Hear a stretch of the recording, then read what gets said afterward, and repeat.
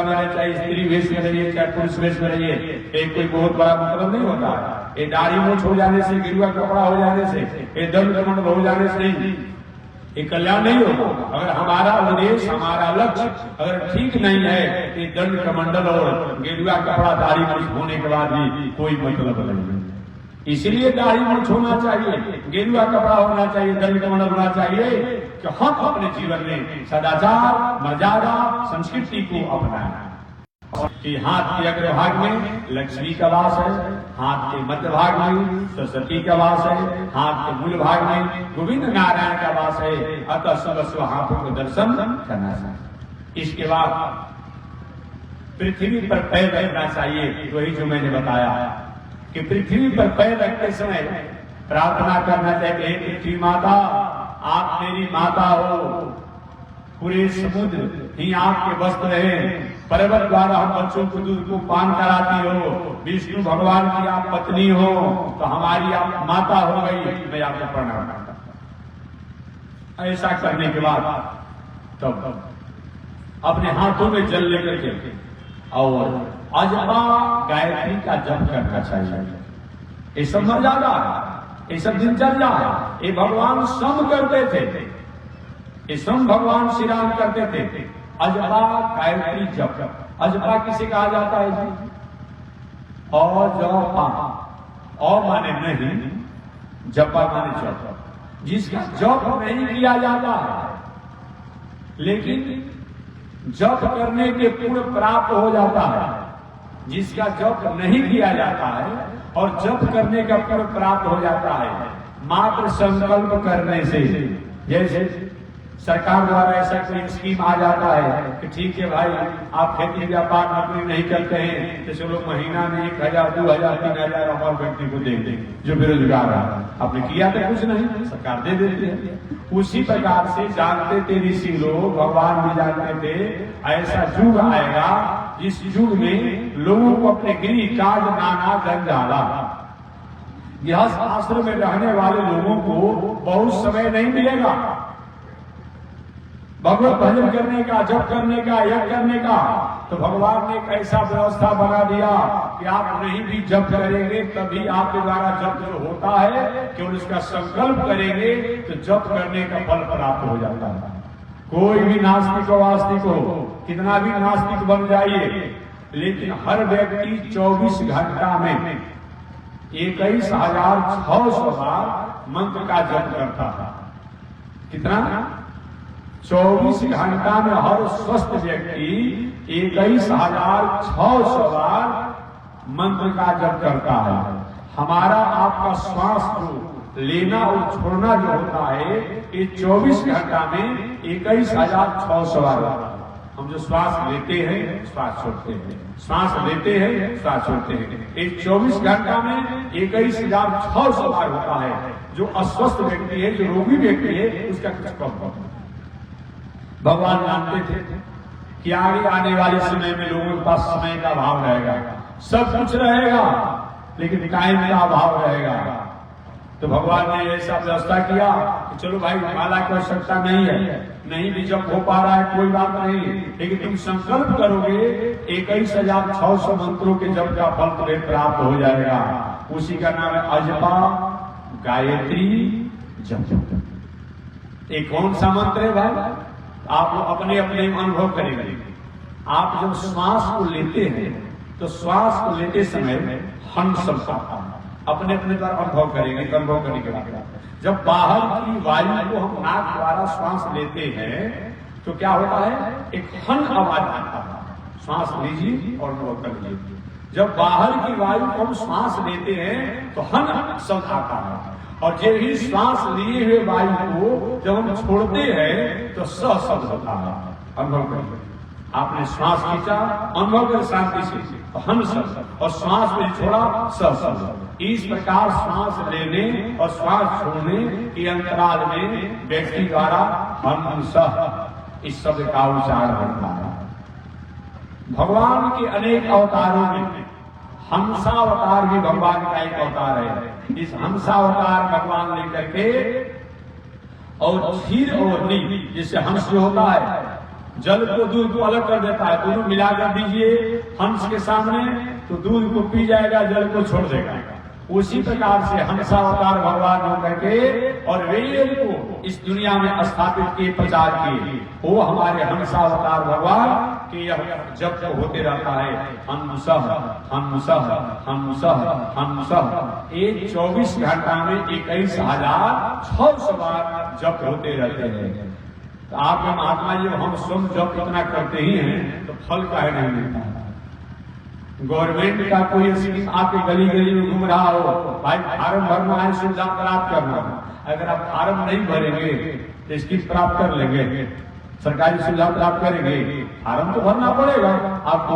ठीक वही बात है, जब तक हम संकल्प नहीं करते हैं तब तक 21,600 बार जप के पुण्य को प्राप्त नहीं करते हैं। अतः मनुष्य को बताया गया है कि सुबह सुबह जगने के बाद, हाथ को दर्शन करने के बाद, पृथ्वी को प्रणाम करने के बाद अपने हाथ मुंह को धो करके और बिना स्नान किए खाना, हाथ में जल लेकर के और संकल्प करना चाहिए, हाथ में जल लेकर के कि भगवान की आज्ञा से, भगवान की प्रेरणा से, भगवान की प्रसन्नता से हमारे द्वारा जो 21,600 बार मंत्र का जप होता है, इसका मंगल पूर्ण प्राप्त हो, इसके लिए मैं संकल्प कर रहा हूं। संस्कृत में मंत्र है, लेकिन मैंने हिंदी में बता दिया आपको सीधी सीधी भाषा में। ऐसे संस्कृत में मंत्र है कि भगवत आज्ञा, भगवत रूपम आद्य अहम, ऐसे करके बताया गया है, लेकिन मैंने संस्कृत में हिंदी में बता दिया। उसके लिए तो हम एक किताब लिखा गया, उसमें संस्कृत के मंत्र को आप पढ़ लेंगे, लेकिन सीधी सीधी भाषा में मैंने बता दिया कि भगवान की प्रसन्नता के लिए, भगवान की प्राप्ति के लिए, भगवान के मंगल के लिए जो 24 घंटा में हमारे द्वारा 21,600 मंत्र का जप होते हैं, इसका पूर्ण और मंगल हमें प्राप्त हो, इसके लिए मैं संकल्प कर रहा हूं। ऐसा करके जल छोड़ दो, ये बताया गया है। और उसके बाद तब दिवा पूजा कुलम मुखम प्राप्त दक्षिणे, दिन में उत्तर की तरफ मुंह करके लघु शंका पे खाना करना चाहिए, रात में दक्षिण की तरफ मुंह करके लघु शंका पे खाना करना चाहिए। याद रखिएगा, दिन में उत्तर की तरफ मुंह करके लघु शंका पे खाना करें, रात में दक्षिण की तरफ मुंह करके लघु शंका पे खाना करें। ऐसा कोई महाराज पूर्व पश्चिम की तरफ करेंगे तो क्या होगा? पूर्व की तरफ मुंह करके लघु शंका पे खाना करने से सूर्य देवता की प्रसन्नता होती है, सूर्य देव नाराज होते हैं, उससे हमारे घर में श्री ऐश्वर्य कीर्ति का ह्रास होता है। और पश्चिम की तरफ मुंह करके लघु शंका पे खाना करते हैं तो पश्चिम के प्रधान देवता चंद्रमा हैं, तो चंद्रमा के नाराज होने से हमारे घर की शांति समाप्त होती है, घर में आपसी उपद्रव होता है। अतः पूर्व और पश्चिम की तरफ मुंह करके लघु शंका पे खाना नहीं करना। दिवा पूजा उदम मुखम रात्र दक्षिण, दिन में उत्तर की तरफ मुंह करके और रात में दक्षिण की तरफ मुंह करके लघु शंका पैखाना करना चाहिए। संभव हो तो दांतों से अपने आप में बंद करके, श्वास को बंद करके, ओठ को बंद करके लघु शंका पैखाना करें। कुछ लोग तो सोच और लघु शंका करते समय सोच विद्यालय में जाते हैं तो सिगरेट पीता है, गुटखा खाता है, खैनी खाता है, नहीं खैनी खाएंगे तो सोचे नहीं, ऐसा मत कीजिए। सिगरेट, गंजा, बीड़ी या जो कुछ पी करके लोग शंका पे खाना करता है, उनको ब्रेन हेमरेज, पैरालिसिस, मारने की संभावना बढ़ती है। इसलिए मेडिकल साइंस में बात कर रहा हूँ। अब एक बहुत लोग सुनते होंगे, अमुक व्यक्ति के बाथरूम में ब्रेन हेमरेज हो गया, उसमें गिर गए, अपने आप में हार्ट अटैक हो गया, कहीं पैरालिसिस मार दिया, आपने सुना होगा। उसमें दांतों से दबा करके, मैंने बंद करके, सांसों को बंद करके, ओठों को बंद करके तब लोग शंका पे खाना करना चाहिए। हो सकता है कोई कीटाणु हमारे मुंह मत चला जाए, सांस मत चला जाए, ये विचार करके काम करना चाहिए। संभव हो तो सिर पर वस्त्र बांध करके जब लोग शंका पे खाना हम करते हैं तो हमारे शरीर से जब बाहर घर में जब शौचालय पर खाना बाहर निकलता है तो ठंडा सिर से प्रवेश न करे, इसके लिए हमें सिर को कपड़ा बांध लेना चाहिए। ये मेडिकल साइंस और शास्त्र में तो बताया ही गया है, कुछ नहीं तो जनेऊ को कम से कम चढ़ा लीजिए, ये शास्त्रों में बताया गया है। ऐसा विचार कर लघु शंका पे खाना करने के बाद आज के युग के अनुसार साबुन, सर्फ, मिट्टी, जल से जितना उपयोग करना हो उतना उपयोग करिए। ऐसे शास्त्र में तो बहुत कुछ बात बताया गया है कि जितने में आपको शुद्धि प्रतीत होती हो उतने साबुन, सर्फ, जल से अपने शरीर को शुद्ध कर लीजिए। उसके बाद दंत धावन के बारे में बताया गया है। दांत जो है एक ही मिनट बैठ करके दम धाम करना वाले को बैठ के धोइए। चलते हुए बहुत जरूर मत कीजिए, इतना तत्व लेकर के दौड़ते रहता नहीं नहीं, जितना पग चलते हैं उतना गाय की हत्या का दोष लगता है, ऐसा नहीं करना चाहिए। इसलिए बैठ कर 1 मिनट 2 मिनट आप दम धाम करिए। ये सब धर्म है, ये सब मर्यादा है, इसमें कोई पैसा रुपया नहीं लगने वाला है। उसके बाद सूर्य खुला करके तब स्नान संभव हो, शरीर उमड़ा अवस्था में हो तो तेल लगा करके और स्नान करें। शास्त्र में बताया गया है कि सरसों का तेल जो है ये कहीं बहुत शास्त्रों में निषेध नहीं है, चाहे वह निर्णय सिंधु हो चाहे धर्म सिंधु हो, क्योंकि तेल के बारे में शास्त्रों में निषेध है कि किस दिन लगाना चाहिए किस दिन नहीं लगाना चाहिए। सरसों का तेल जो है वनस्पति में गिनती होता है, अतः इसको लगा करके आप स्नान करें। और रोगी आदमी के लिए एक नियम होता है, कोई रोगी वो डांड काटे उनका सिर का तेल लगाकर नहाते हैं तो किसी प्रकार के जल का कोई प्रभाव नहीं होता। डांड का रोगी आदमी हो टेहू तक जल से स्नान को पूरे शरीर में पूछ ले, कमर का रोगी आदमी हो तो आप जंघे से, अगर छाती का रोगी आदमी हो तो कमर से, और कहीं सिर का रोगी आदमी हो तो गर्दन से स्नान करके बाकी और शरीर से इसको कपड़ा भिजा करके और शरीर को पूछ ले। ये शास्त्रीय स्नान बताया गया है, इसको कपिल स्नान कहा जाता है।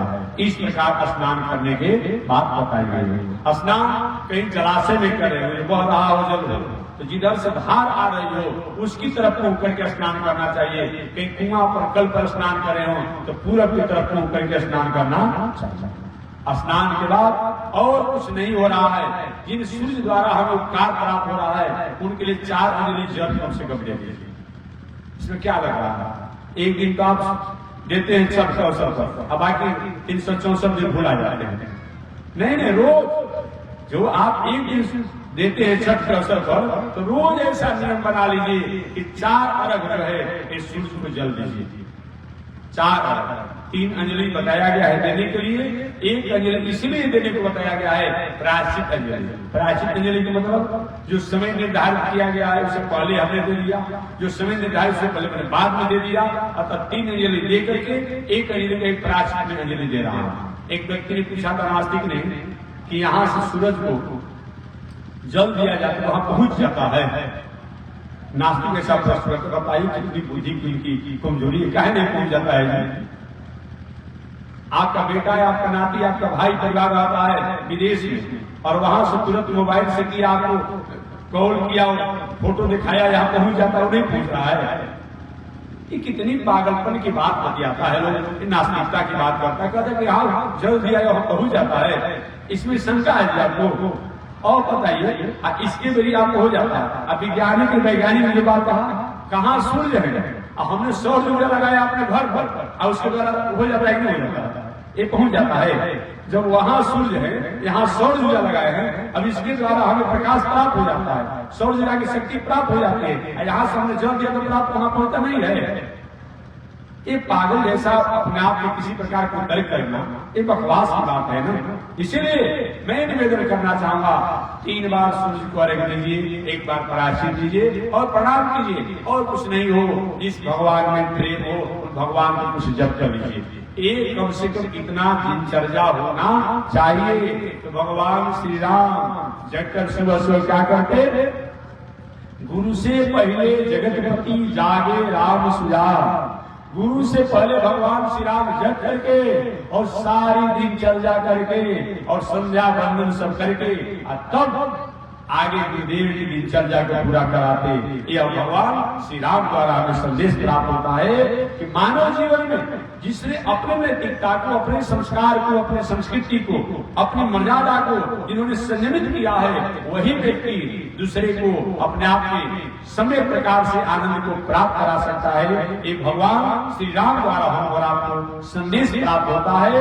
तो श्री राम विवाह महोत्सव के पावन अवसर पर आयोजन हो रहा है, तो भगवान श्री राम द्वारा हमें संदेश प्राप्त होता है। वही मानव संसार में यशस्वी है जो कि अपने जीवन में मर्यादा का कभी त्याग नहीं करता है। शिष्य चर्चा अगले दिन। आज इसी के साथ वाणी विराम। एक बार भगवान का नाम है श्रीमन नारायण लक्ष्मी नारायण श्रीमन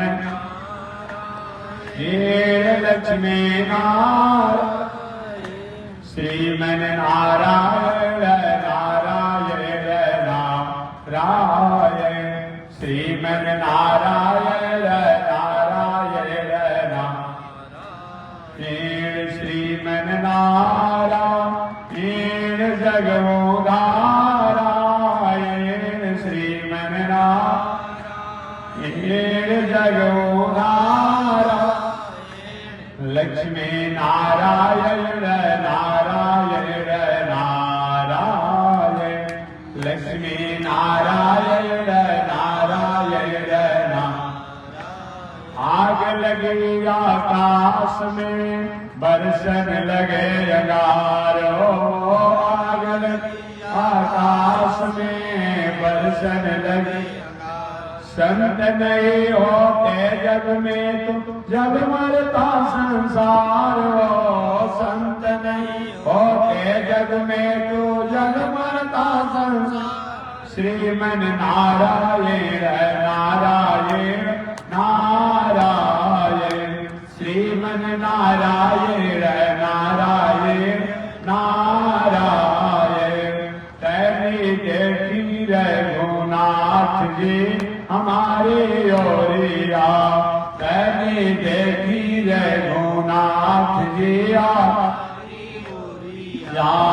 तेरी ताकी रघुनाथ जी हमारे ओरिया तेरी ताकी रघुनाथ जी हमारे बगसर में आके रवा तड़का के मरनी बगसर में आके रवा तड़का के मर गौतम नारी अहिल्या के तरवी गौतम नारी अहिल्या के तर तन देखी रघुनाथ जी हमारी ओरिया तने देखी रघुनाथ जी हमारी ओरिया तने ताकी रघुनाथ जी हमारी ओरिया तने ताकी रघुनाथ जी हमारी ओरिया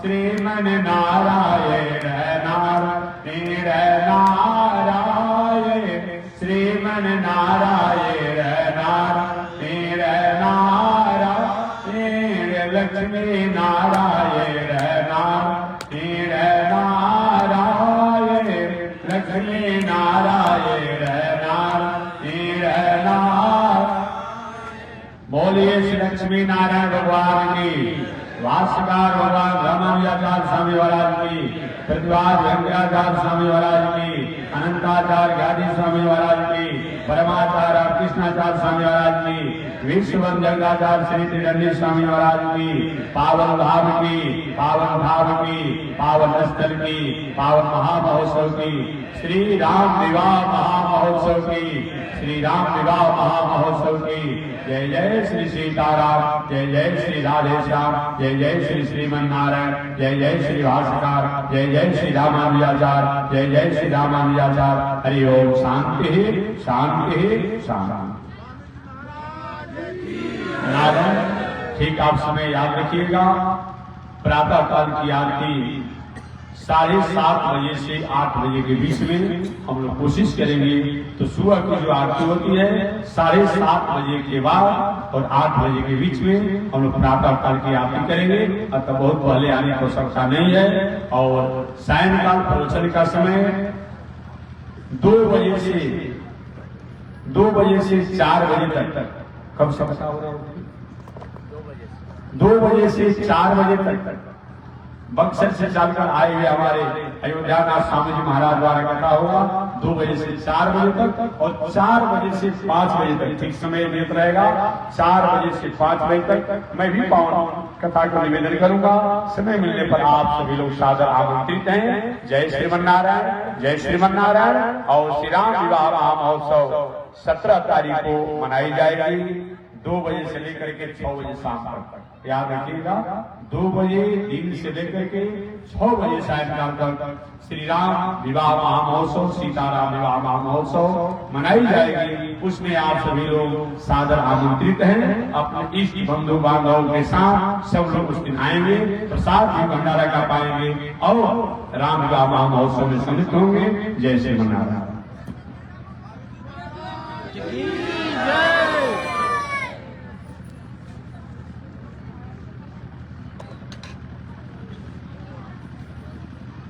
ओम चंद्रमा मनसो जातर्षो सूर्यो जायत श्रोत्राद्वायुषप्राण सम्मुखादग्निर्जायत श्री सीते लक्ष्मी शवत्म्या भवरात्रे पार्श्वे नक्षत्राणि रूपमसिनव्यातम् विश्वेर्घारा मयि घाळ सर्वलोकमयि घाळ काषायं यज्ञसूत्र शुचिवपसि तदा चोर्वपुण्यं च वारे यस्यास्ते दक्षस्ते कलिकुमति गिरीन्द्रेन्द्रवज्रं निदण्ड संसाराग्नि प्रसम्प्ये मृतजलममलं दारुपात्रं पवित्र श्रीविश्वक्सेन सूरे पदकमलयुग श्रेयसे संश्रयामि अमर्याद समुद्र चलमति रसोईया प्रसवो कृतघ्नो दूरमाने स्मर पर वसो